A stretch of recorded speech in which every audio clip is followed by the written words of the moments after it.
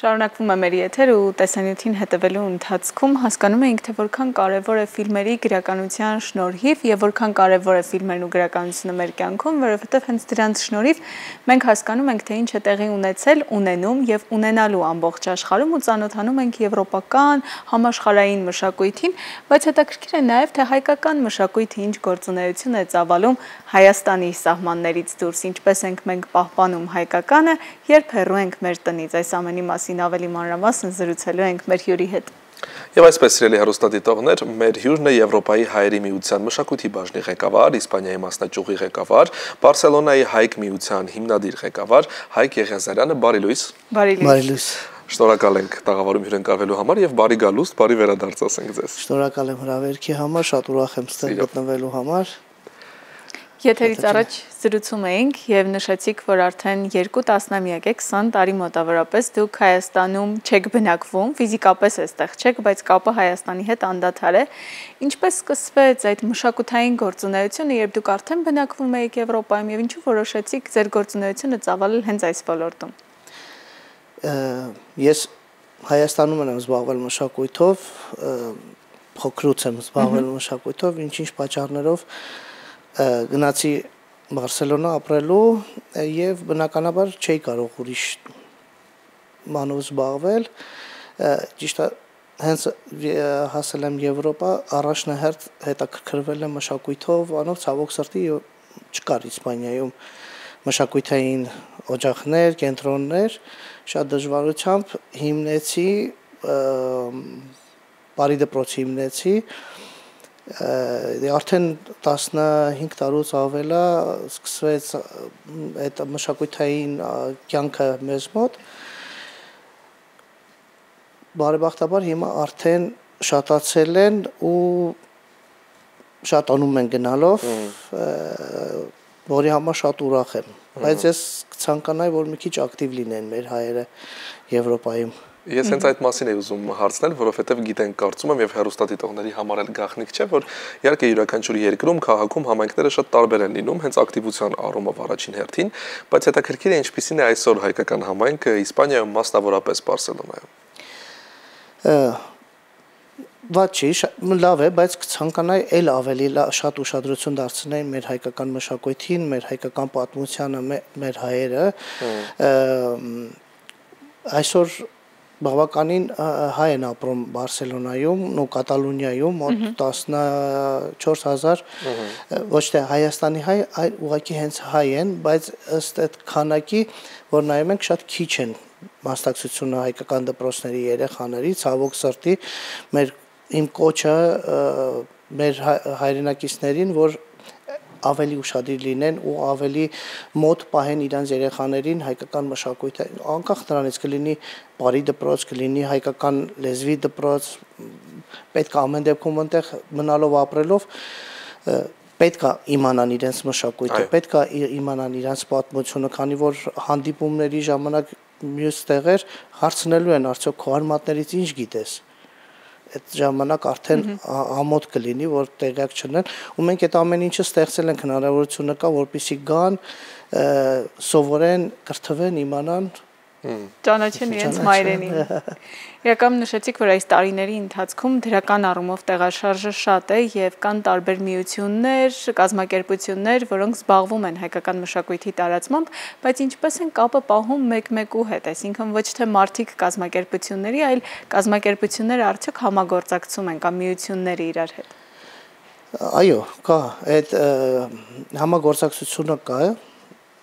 անձամբ ես բոլորի հետ համագործակցում եմ, շատ մտերիմ եմ, իմիջայլոց մեծ ծրագրեր ենք կազմակերպում միասին, հիմա որ վերադառնամ հայկական պարերի փառատոն ենք ուզում կազմակերպենք եւ նաեւ ի ուրախություն մեզ հիմա մինչեւ այս վերջի մի քանի տարին մի պարային խումբ էր ամբողջ Իսպանիայում, որը Բարսելոնայի հայք միություններ, որ ես եմ ստեղծել, հիմնել, բայց հիմա ի ուրախություն մեզ Ալիկանտեյում, Վալենսիայում, Բարսելոնայում, Մադրիդում կան պարախմբեր։ Ուզում ենք մի փոքր sense փառատոնային բան անենք, որպեսզի իրար հանդիպեն, երեխաները ավելի շատ ճանաչեն ու հանդիպումներից են իրանք ավելի որակավորվում։ Հետաքրքիր է այս տարիների ընթացքում նաև ինչ այլ մշակութային միջոցառումներ եք իրականացրել։ Մենք մինչ հարցազրույցը սկսելը խոսում էինք, որ բավականին շատ են դրանք, բայց կարծում եմ նաև մեր հեռուստադիտողներին կհետաքրքրի։ Այո, կազմակերպում ենք, հրավիրում ենք Հայաստանի դերասանների, թատրոններ, երգիչներ, պահում ենք հայկական մշակույթը, համագործակցում են բոլոր աստղերի հետ, կազմակերպում ենք իրենց համերգները, լինում են լեփլեցուն դահլիճներ, մեկ-մեկ լինում է, որ քիչ է լինում, բայց դե տենց էլ է լինում։ Իսկ միայն հայեր են մասնակցում համերգներին, թե նաև իսպանացիները հետաքրքիր է, կա հետաքրքրություն առհասարակ։ Ճիշտ ասած, միշտ հայկական համայնքն է մասնակցում, բայց այս վերջում Տաթև Ասատրյանին էի տարել մեզ մոտ, ի զարմանալից մարոկներ էին եկել, ճանաչում էին,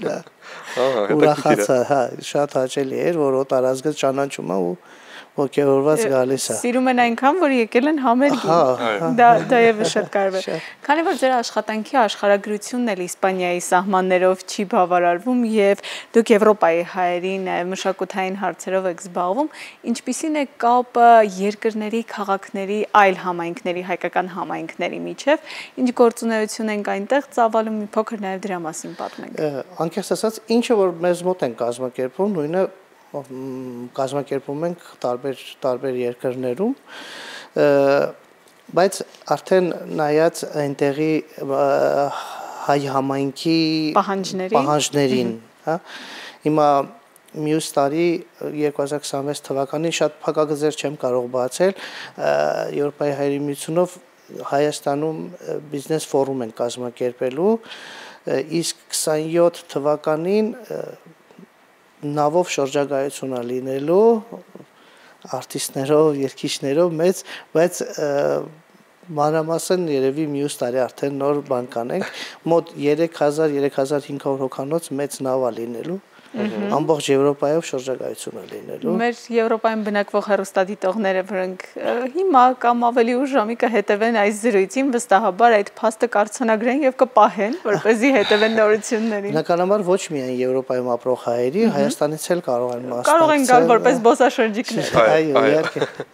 Հետաքրքիր է ինչպիսին է նաև կապը համայնքների միջև, այսինքն բոլոր այն երկրներում, որտեղ դուք ծավալում եք ձեր գործունեությունը, ոչ միայն Իսպանիայում, այլ Եվրոպայի երկրներում, արդյոք կա այդ շփումը համայնքների միջև, գուցե այլ նաև միջոցառումներ, որոնք անցկացվում են համատեղ երիտասարդության համար։ Կան համայնքներ, ովքեր որ ակտիվ են, շփումը լավ է ու համագործակցում են, կան նաև որ փակված են իրենց անկյունում, բայց դա իրենց ընտրությունն է, իրենց որոշումն է։ Իսկ ինչով է դա պայմանավորված ըստ ձեզ։ Անկեղծ ասած չգիտեմ։ Երևի մարդու տեսակից է։